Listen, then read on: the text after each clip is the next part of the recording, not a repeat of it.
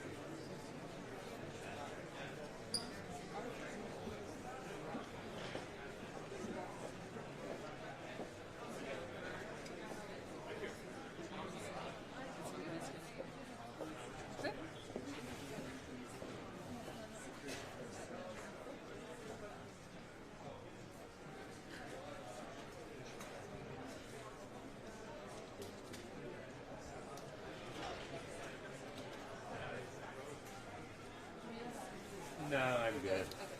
There's a system. Need to see it. You should see my shoulder and my arm. They're all bruised. I hope you get free massages for I have a physical therapist. She does like the cupping, and then needles, and then the electroshocks. Okay, cool. Yeah, I'm like Frankenstein, but it helps. It helps.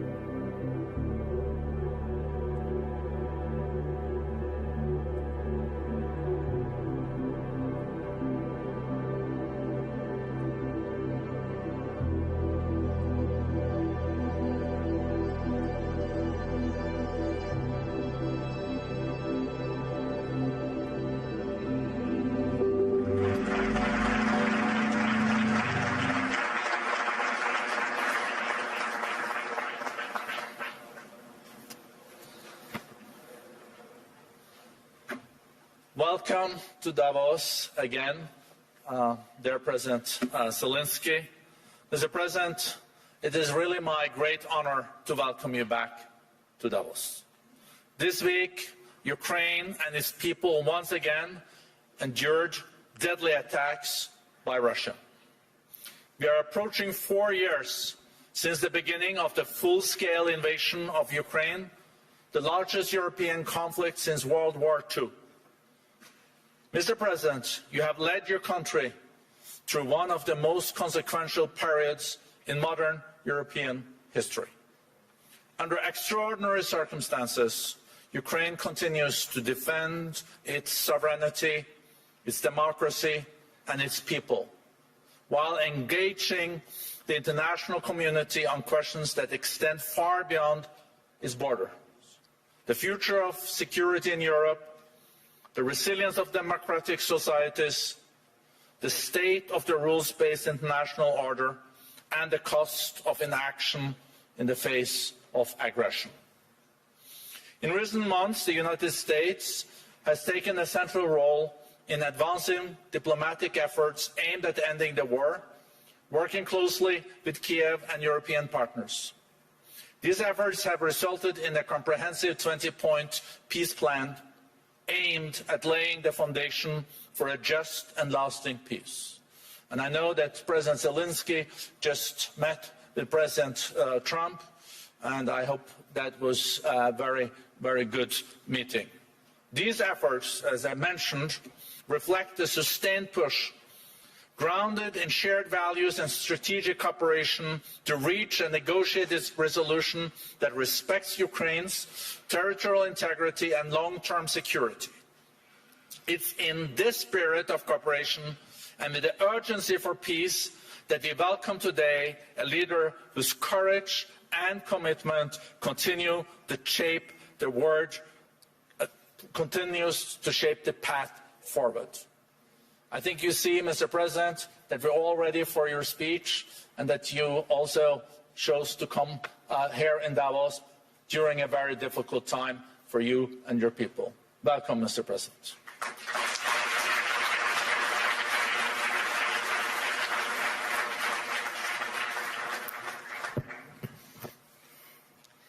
Thank you very much. Dear friends, everyone remembers the great American film Groundhog Day with Bill Murray and Andy McDowell. Yes, but no one would want to live like that, repeating the same thing for weeks, months, and of course for years. And yet, that's exactly how we live now. And it's our life. And every forum like this one proves it. Just last year, here in Davos, I ended my speech with the words, Europe needs to know how to defend itself. A year has passed, and nothing has changed. We are still in a situation where I must say the same words, but why? The answer is not just about the threats that exist or may appear. Each year brings something new for Europe and for the world. Everyone turned attention to Greenland. And it's clear most leaders simply are not sure what to do about it. And it seems like everyone is just waiting for America to cool down on this topic, hoping it will pass away. But what if will not? What then? There was so much talk about the protests in Iran, but they drowned in blood. The world has not helped enough the Iranian people, and it's true. It has stood aside. In Europe, there was Christmas and New Year celebrations, the seasonal holidays. By the time politicians came back to work and started forming a position, the Ayatollah has already killed thousands. And what will Iran become after this bloodshed? If the regime survives, it sends a clear signal to every bully: kill enough people and you stay in power. Who in Europe needs that message to become a reality? And yet Europe hasn't even tried to build its own response. Let's look at the Western Hemisphere. President Trump led an operation in Venezuela and Maduro was arrested, and there were different opinions about it, but the fact remains: Maduro is on trial in New York. Sorry, but Putin is not on trial.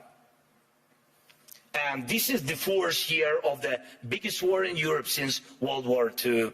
And the man who started it is not only free, he is still fighting for his frozen money in Europe. And you know what? He is having some success, it's true.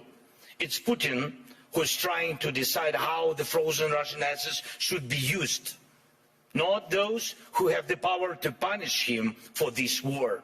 Thankfully, the EU decided to freeze Russian assets indefinitely, and I'm grateful for that. Thanks Ursula, thanks Antonio, and all the leaders who helped. But when the time came to use those assets to defend against Russian aggression, the decision was blocked. Putin managed this, managed to stop Europe, unfortunately. Next point. Because of America's position, people are now avoiding the topic of the International Criminal Court. And that's understandable. It's American historical position. But at the same time, there is still no real progress on establishing a special tribunal for Russian aggression against Ukraine, against the Ukrainian people.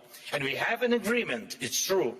Many meetings have taken place, but still Europe hasn't reached even the point of having a home for the tribunal with staff and actual work happening inside. What's missing? Time or political will. Too often in Europe, something else is always more urgent than justice. Right now, we are working actively with partners on security guarantees, and I'm grateful for that, but those are for after the war ends. Once the ceasefire begins, there will be contingents and joint patrols and partner flags on Ukrainian soil. And that is a very good step and the right signal that UK and France are ready to actually commit their forces on the ground, and there is already a first agreement on that. Thank you, Keir, thanks Emmanuel, and all the leaders in our coalition. And we are doing everything to make sure that our coalition of the willing truly becomes a coalition of action. And again, everyone is very positive, but, always but the backstop of President Trump is needed. And again, no security guarantees work without the US. But what about the ceasefire itself? Who can help make it happen? Europe loves to discuss the future, but avoids taking action today, action that defines what kind of future we will have. That is the problem. Why can President Trump stop tankers from the Strait of Fleet and seize oil, but Europe doesn't? Russian oil is being transported right along European shores. That oil funds the war against Ukraine. That oil helps destabilize Europe. So Russian oil must be stopped and confiscated and sold for Europe's benefit. Why not? If Putin has no money, there is no war for Europe. If Europe has money, then it can protect its people. Right now, those tankers are making money for Putin, and that means Russia continues to push its sick agenda. Next point. I've said it before and I'll repeat it again. Europe needs united armed forces, forces that can truly defend Europe. Today, Europe relies only on the belief that if danger comes, NATO will act. But no one has really seen the alliance in action. If Putin decides to take Lithuania or strike Poland, who will respond? Who will respond? Right now, NATO exists thanks to belief that the United States will act, that it will not stand aside and will help. But what if it doesn't?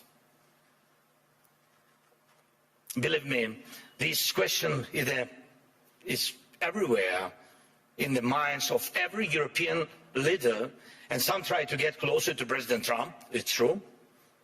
Some wait, hoping the problem will disappear. Some have started acting, investing in weapons production and etc., building partnerships, getting public support for higher defense spending. But let's remember, until America pressured Europe to spend more on defense, most countries were not even trying to reach 5% of GDP, the minimum needed to ensure security. Europe needs to know how to defend itself. And if you send 30 or 40 soldiers to Greenland, what is that for? What message does it send? What's the message to Putin, to China? And even more importantly, what message does it send to Denmark? The most important, your close ally.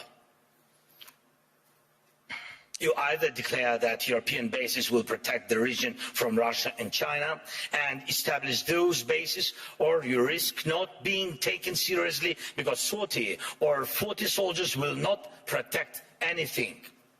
And we know what to do. If Russian warships are sailing freely around Greenland, Ukraine can help. We have the expertise and weapons to ensure not one of those ships remains. They can sink near Greenland, just as they do near Crimea. No problem, we have the tools and we have people. For us, the sea is not the first line of defense, so we can take actions, and we know how to fight there if we were asked and if Ukraine were in NATO. But we are not. We would solve this problem with the Russian ships. As for Iran, everyone is waiting to see what America will do. And the world offers nothing, Europe offers nothing, and doesn't not want to enter this issue as the supporter of the Iranian people and the democracy they need. But when you refuse to help the people fighting for freedom, the consequences return, and they are always negative. Belarus in 2020 is the example. No one helped their people, and now Russian Oreshnik missiles are deployed in Belarus within range of most European capitals. That would not have happened if the Belarusian people had won in 2020. And we have told our European partners multiple times, act now. Act now against those missiles in Belarus. Missiles are never just decoration. But Europe still remains in Greenland mode. Maybe someday someone will do something. The issue of Russian oil is the same. It's good that many sanctions exist. Russian oil is getting cheaper, but the flow has not stopped. And Russian companies that fund Putin's war machine are still working. And that will not change. That will not change without more sanctions. And we are grateful for all the pressure put on the honest. Europe must do more so its sanctions block enemies as effectively as American sanctions. Why is that important? Because if Europe is not seen as a global force, if its actions don't scare bad actors, then Europe will always be reacting, catching up with new dangers and attacks. We all see that the forces trying to destroy Europe do not face a single day. They operate freely, even operate inside Europe. Every victor who lives off European money while trying to sell out European interests deserves a smack upside the head.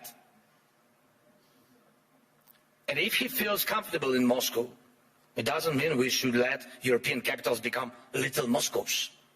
We must remember what separates Russia from all of us.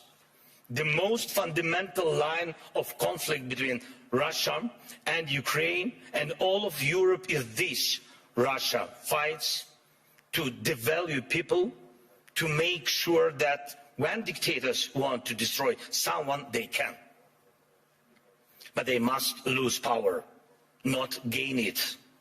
For example, Russia's missiles are reduced only because there are ways to bypass sanctions. It's true. Everyone sees how Russia tries to freeze Ukrainians. Now, our people, Ukrainians to death at minus 20 degrees Celsius. But Russia couldn't build any ballistic or cruise missiles without critical components from other countries, and it's not just China. Too often people hide behind the excuse that China helps Russia. Yes, it does. But not only China. Russia gets components from companies in Europe, the United States, and Taiwan. Right now, many are investing in stability around Taiwan to avoid war. But can Taiwanese companies stop contributing electronics to Russia's war? Europe says almost nothing. America says nothing. And Putin makes missiles. And I thank every country, of course, and every company that helps Ukraine repair its energy system. This is crucial. Thank you to all who support the Pearl program, helping us buy Patriot missiles. But wouldn't it be cheaper and easier to just cut Russia off from the components it needs for missiles production? Or even destroy the factories making them? Last year, most of the time was spent talking about long-range weapons for Ukraine. And everybody said that the solution was within range. Now, no one is even talking about it. But Russian missiles and Shaheeds are still here. And we still have the coordinates of the factories where they are made. Today, they target Ukraine. Tomorrow, it could be any NATO country. And here in Europe, we are advised not to mention tomahawks. Not to mention tomahawks to the Americans, not to spoil the mood. And we are told not to bring up Taurus missiles. When the subject is Turkey, diplomats say don't offend Greece. When it's Greece, they say be careful with Turkey. In Europe, there are endless internal arguments and things left unsaid that stop Europe from uniting and speaking honestly enough to find real solutions. And too often, Europeans turn against each other, leaders, parties, movements, and communities, instead of standing together to stop Russia, which brings the same destruction to everyone. Instead of becoming a truly global power, Europe remains a beautiful but fragmented kaleidoscope of small and middle powers. Instead of taking the lead in defending freedom worldwide, especially when America's focus shifts elsewhere, Europe looks lost, trying to convince the US president to change. But he will not change. President Trump loves who he is. And he says he loves Europe, but he will not listen to this kind of Europe. One of the biggest problems in today's Europe, though it's not often talked about, is the mindset. Some European leaders are from Europe, but not always for Europe. And Europe still feels more like a geography, history, a tradition, not a real political force, not a great power. Some Europeans are really strong, it's true. But many say we must stand strong, and they always want someone else to tell them how long they need to stand strong, preferably until the next election. But that's not how great power works, to my mind. Leaders say, we must defend European interests, but they hope someone else will do it for them. And speaking of values, they often mean valueless. They are all like, we need something to replace the old world order with. But where is the line of leaders who are ready to act? Act now, on land, in the air, at the sea, to build a new global order. You can't build the new world order out of words. Only actions create real order. Today, America has launched the Board of Peace. Ukraine was invited, so was Russia, Belarus, though the war hasn't stopped. And there is not even a ceasefire. I have seen who joined. Everyone had their reasons. But here is the thing. Europe hasn't even formed a united position on the American idea. Maybe tonight, when the European Council meets, they will decide something. But the documents were already signed this morning, and tonight they might also finally decide something on Greenland. But last night, Mark Rutte had spoken to President Trump. Thank you, Mark, for your productiveness. America is already changing its position, but nobody knows exactly how. So things move faster than we. Things move faster than Europe. And how can Europe keep up? Dear friends, we should not degrade ourselves to secondary roles, not when we have a chance to be a great power together. We should not accept that Europe is just a salad of small and middle powers seasoned with enemies of Europe. When united, we are truly invincible. And Europe can and must be a global force, not one that reacts late, but one that defines the future. That would help everyone from the Middle East to every other region in the world.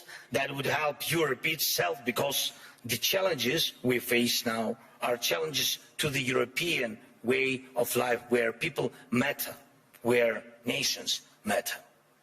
Europe can help build a better world. Europe must build a better world, and a world without war, of course. But for that, Europe needs strength. For that, we must act together and act in time. And most of all, we must have the courage to act. And we are actively working to reach solutions, real solutions. Today, we met with President Trump, and our teams are working almost every day. It's not simple.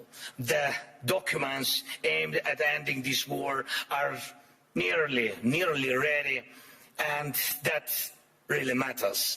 Ukraine is working with full honesty and determination, and that brings results. And Russia must become ready to finish this war, to stop this aggression, Russian war against us.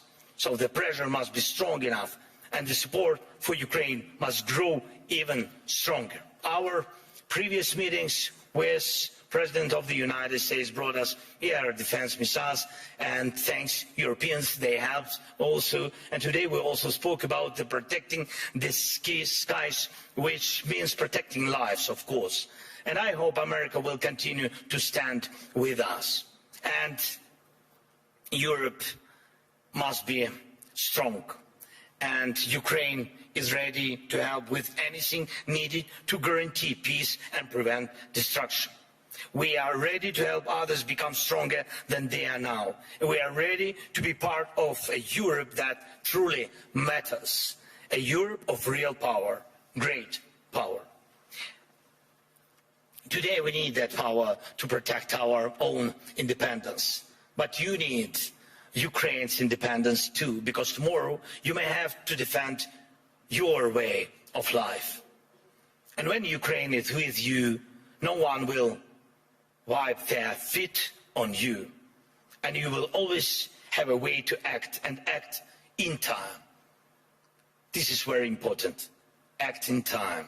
Dear friends, today is one of the last days of Davos, though definitely not the last Davos, of course.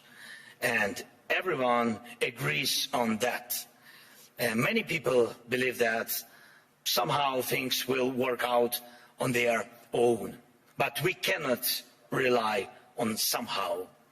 For real security, faith is not enough. Faith in a partner, in a lucky turn of events. No intellectual discussions are capable of stopping wars. We need action. World order comes from action, and we just need the courage to act. Without action now, there is no tomorrow. Let's end this Groundhog Day. And yes, it's possible. Thank you. Slava Ukraini.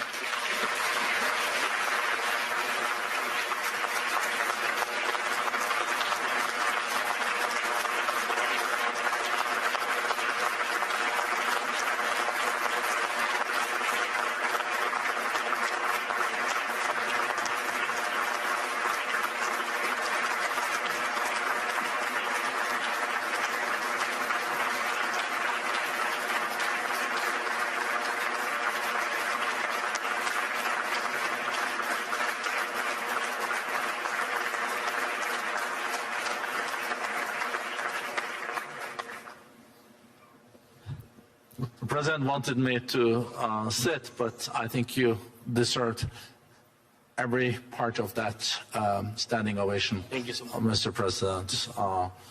It is very good to have you back. How did your meeting with President Trump go? Honestly. Of course, honestly. But of course in the interest of your country. Yes, it was in the interest of my country. Yeah, the meeting was, I would never question that. No. The meeting was good, thanks to President, and thank you that he found time for us. And it's really,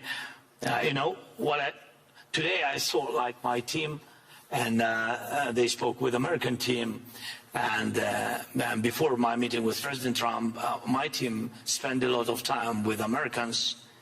And even I wanted to ask President Trump to give them American passports, because I think that they, really spend a lot of time. But be honest, I think that the meeting is very important. We need in our boat, I hope, this is the boat, this is ship to peace. And we need very much to have the United States. For the future, for security guarantees, we understand that Europe has to be more stronger, but Europe will need time.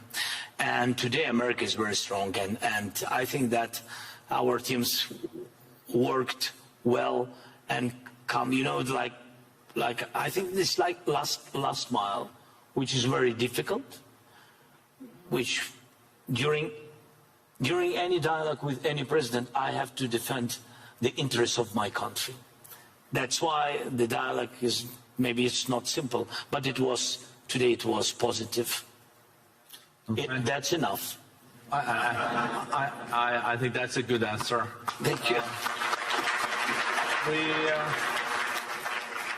We know that Jared Kushner and also Special Representative Steve Witkoff is traveling this afternoon to Moscow. I think that I think now it all is also about when Russia is ready to stop the war, and it's hard to really understand what is in the head of Mr. Putin too. But what do you think are the current calculations in Moscow? First of all, yes, American team will go to Moscow today. Yes, they waited for our meeting with President Trump, and now they will go, and my team will meet American team, and I think that it will be the first trilateral meeting in Emirates. It will be tomorrow and the day after tomorrow. Yes, it will be 2 days meetings in Emirates. I hope that Emirates know about it. Yes, sometimes we have such surprises from American side. Yeah, but in any way they will go there, and I think this is good. If on the technical level we'll begin this trilateral meeting, I hope that we will find some. I don't know. Russians have to be ready for compromises, because everybody has to be ready, not only Ukraine, and this is important for us. So we will see what result will be, but that Russians will meet, that our guys meet today with Americans, then Americans will meet with Russians tomorrow. Today is at night. I don't know when. I don't know. Maybe Putin is sleeping. You said that nobody knows what is in his head. Yes, but they might have to wait a little bit for the meeting. I don't know. But and tomorrow and the day after tomorrow we will have trilateral. Our guys will have trilateral meetings. It's better than not to have any kind of dialogue. So we are under attacks. People live without electricity, and we are in a difficult situation. But Russians also in a difficult situation. We are answering on their attacks, and God bless. The war will stop. I hope so.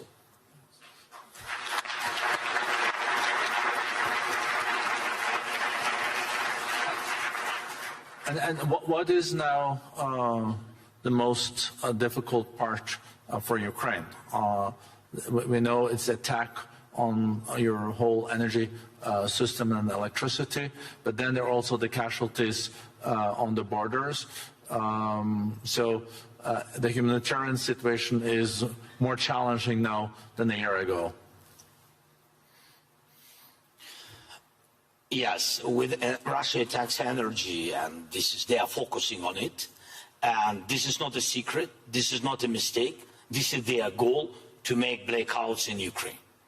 And they attack mostly civilians. They don't use a lot of missiles, these expensive missiles. What about I spoke before? They don't use it on the front. They use it against civilians, infrastructure, critical infrastructure. It's about everything, and hospitals, kindergartens, schools. But mostly it's about all about that technical things which which are focusing on destroying electricity, heating systems, water supplies, everything. Yes, this is where we are. This is the face of Russia, and really this is the face of this war. We have defending systems. We really created, I think, great ideas with drones, interceptors. We'll use them. We really produce them about 1,000 per day. We really produce about around that. But it's not enough.